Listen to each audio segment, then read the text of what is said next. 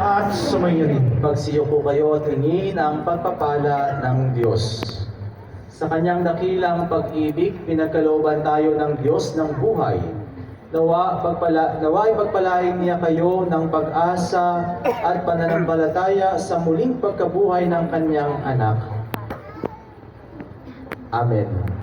At pagpalain kayo ng ating makapangyarihang Diyos, Ama at Anak at Espiritu Santo. Amen. Tapos na ang banal na pagdiriwang, humayo kayong taglay ang kapayapaan ni Kristo. Salamat sa Diyos.